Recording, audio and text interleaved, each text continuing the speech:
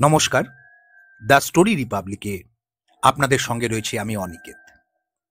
আমাদের আজকের গল্প হরিনারায়ণ চট্টোপাধ্যায়ের লেখা ৫ মন্দির আসর। স্টেশনের নাম লোচনপুর। সেখান থেকে আরো ২ ক্রোশ। যানবাহন বলতে কিছু নেই। গরমে আর শীতে গরুর গাড়ি চলে, কিন্তু বর্ষায় তা সম্ভব নয়। মাঝপথে দুটো খাল, অন্য সময়ে বালির স্তূপ, বর্ষাকালে পার হওয়া দায়, খেয়া নৌকো ছাড়া। উপায় নেই, কোর্টের কাজ। এই ৪ মাইল পথ পায়ে হেঁটে গিয়ে পুবাই গাঁয়ের সর্বেশ্বর জানাকে ধরাতে হবে। ধরা মানে কোর্টের ভাষায় সমন ধরিয়ে দেওয়া। এই কাজ না করতে পারলে চাকরি থাকবে না। হয়তো গিয়ে দেখব আগে থাকতে খবর পেয়ে সর্বেশ্বর ডুব মেরেছে, কোথাও পাওয়া যাবে না তাকে। তা যদি হয় তাহলে তার বাড়ির দরজায় নোটিশ সেঁটে দিয়ে আসতে হবে। মোট কথা যেতে আমাকে হবেই। যাত্রা শুরু করলাম। কাঁচা মাটির পথ কিছুটা গিয়েই শেষ হয়ে গেল। তারপর আল, হাতখানেক চওড়া। সার্কাসের খেলায় সরু তারের ওপর দিয়ে যেভাবে হাঁটে ঠিক সেই রকম কায়দায় সাবধানে এগিয়ে চলেছি। একটু এদিক ওদিক হলেই একেবারে কাদা গোলা জলে নাকানি চোবানি খেতে হবে। একমাত্র ভরসার কথা, এখন যথেষ্ট আলো রয়েছে, চারদিক পরিষ্কার দেখা যাচ্ছে। হাতের লাঠিটা ঠুকতে ঠুকতে চলতে লাগলাম। যা শুনেছিলাম তা ভুল। খাল দুটো নয়, একটা। খেয়া নৌকার ব্যবস্থা নেই। সরু খালের ওপর বাঁশের একটা সেতু রয়েছে। ২ হাতে বাঁশ আঁকড়ে খাল পার হলাম। তারপর আল নয়, সরু পথ, পায়ে চলা। দুপাশে ঘোড়া নিম আর আশশ্যাওড়ার গাছ। জায়গাটা বেশ অন্ধকার। মাইলখানেক পথ পার হয়ে পুবাই গাঁয়ে এসে হাজির হলাম।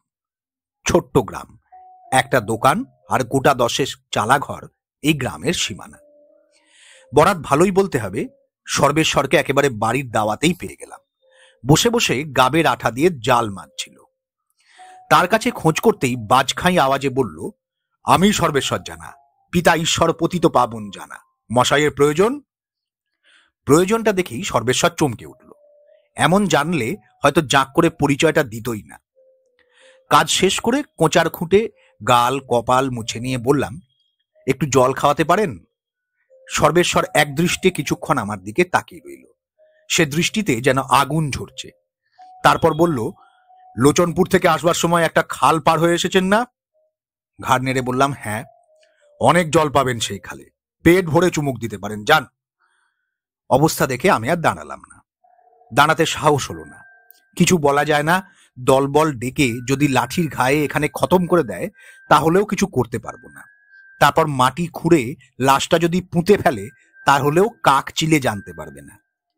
কোর্টের পেয়াদার ভাগ্যে মারধর হামেশাই হয়। লোকজন খেপে উঠে আধমরা করে দেয়। একবার ভাবে না আমরা নিমিত্ত মাত্র, শুধু নির্দেশ জারি করেই খালাস। বুঝতে পারলাম এ গাঁয়ে ঠাঁই হবে না। ভেবেছিলাম রাতটা কোথাও বিশ্রাম করে ভোর ভোর রওনা হব, কিন্তু তা হবার নয়। একেবারে গাঁয়ের মুখে যে দোকানটা দেখেছিলাম সেখানে এসে দাঁড়ালাম। খাওয়ার জিনিস কিছু পাওয়া যাবে? দোকানি নড়ে চড়ে সোজা হয়ে বসলো। কি চাই বলুন না কর্তা। চেয়ে দেখলাম ২টো ধামা পাশাপাশি সাজানো। গোটা কয়েক জার আছে, তবে সবকটাই খালি। দোকানি আবার বলল, মুড়ি আছে, পাটালি আছে, আর দুধ কিংবা কলা? আগে না, ওসব এখানে পাবেন না। নিরুপায় মুড়ি আর পাটালি নিয়েই কাঠের বেঞ্চের ওপর বসে পড়লাম। ২-১ গাল মুখে দিয়ে বুঝতে পারলাম মুড়িগুলো অন্তত ১ সপ্তাহের বাসি। আর পাটালি যে এত তেতো হয় কি করে তা অনেক কুলকিনারা ভেবে পেলাম না। খাওয়া শেষ করে জল খেয়ে পয়সা দেওয়ার সময় জিজ্ঞেস করলাম, এখানে রাত কাটাবার কোনো জায়গা হবে? এই দোকান ঘরের একপাশেই হাত পা মুড়ে পড়ে থাকবো। কোনো উত্তর নেই দেখে মুখটা তুলেই শঙ্কিত হলাম। দোকানি এক দৃষ্টে আমার বুকের ওপর আটকানো পেতলের চাকতির দিকে দেখছে, যেটার ওপর কোর্টের নাম খোদাই করা।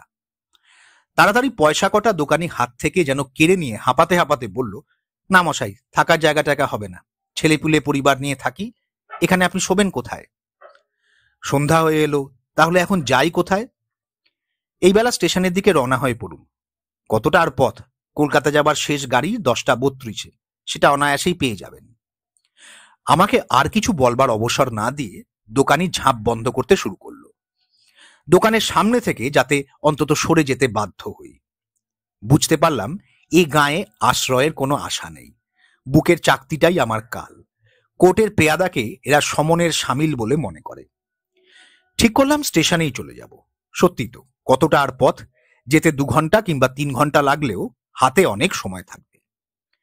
লাঠিটা বাগিয়ে নিয়ে হাঁটতে আরম্ভ করলাম। চাকতিটা খুলে নিয়ে পকেটের মধ্যে রেখে দিলাম।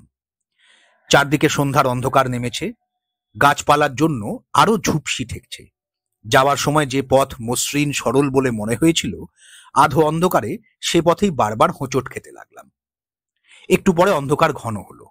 আকাশে ছেঁড়া ছেঁড়া মেঘ, চাঁদের দেখা নেই, তারাও নেই।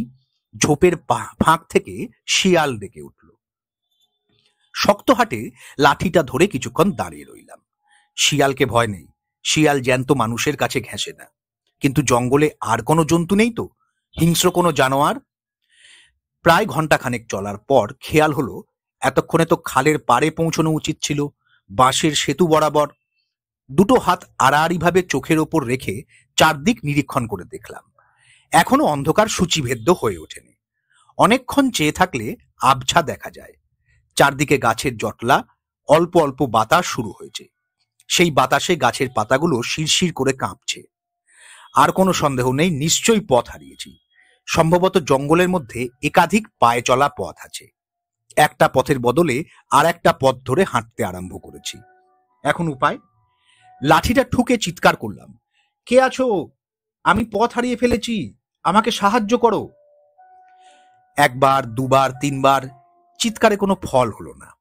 শুধু গাছের ডালে বিশ্রামরত কাকের দল কা কা শব্দ করে ঝটপট করতে করতে উড়ে গেল।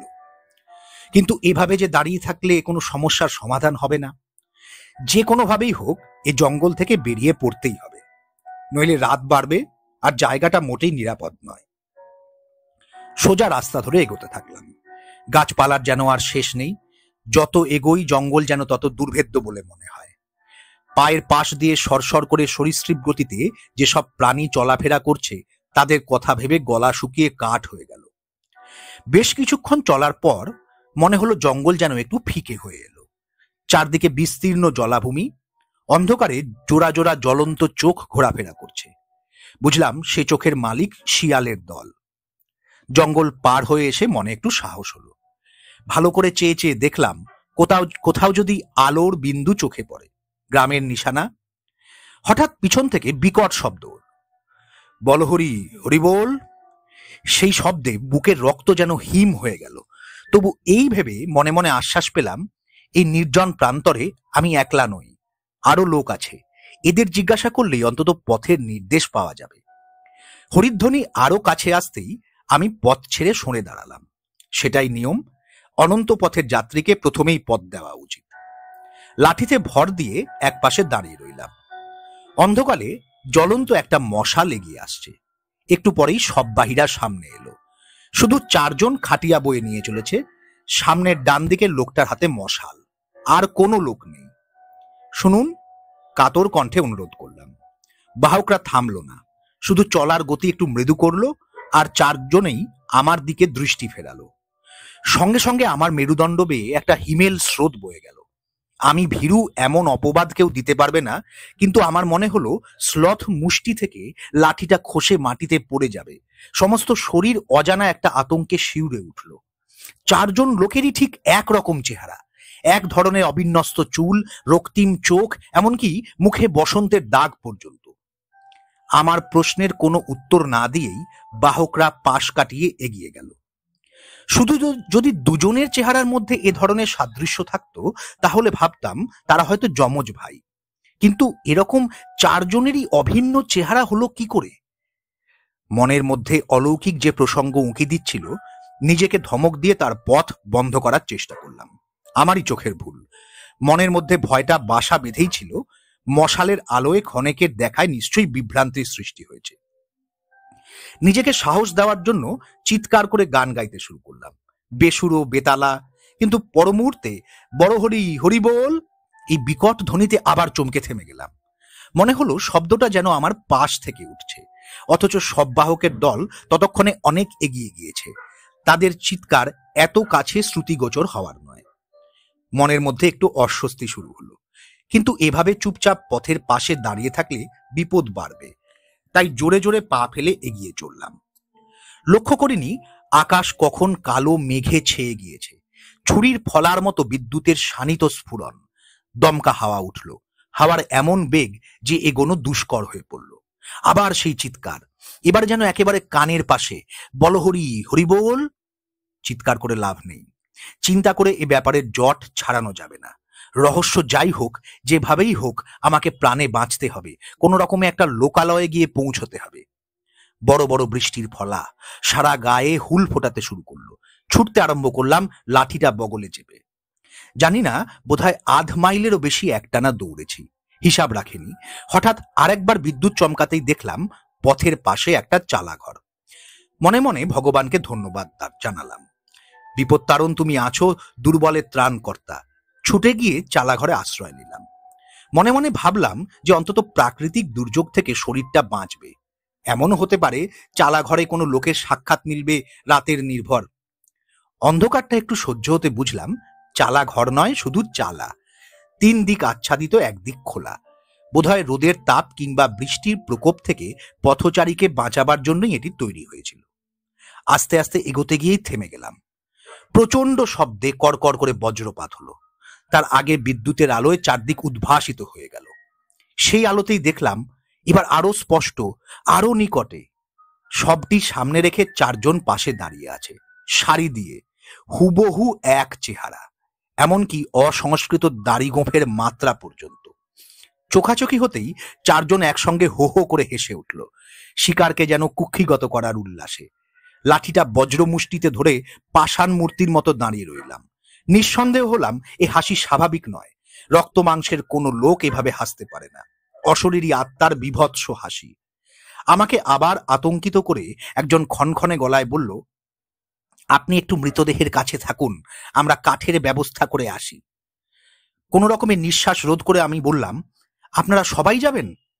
আবার সেই রক্ত জল করা হাসি। আমরা যেখানেই যাই একসঙ্গেই যাই। যাবার আগে লোকগুলো মশালটা জ্বালিয়ে দিয়ে গেল। বৃষ্টি থেমে গিয়েছে, মাঝে মাঝে শুধু মেঘের গর্জন আর বিদ্যুতের চমক। আর চোখে চেয়ে দেখলাম সাদা কাপড়ে সবের আগাগোড়া ঢাকা। মশালের আলোয় সবকিছু পরিষ্কার দেখা যাচ্ছে। আচমকা দমকা হাওয়ায় সবের আবরণ সরে গেল। আমি একবার সেদিকে দেখেই চিৎকার করে উঠলাম।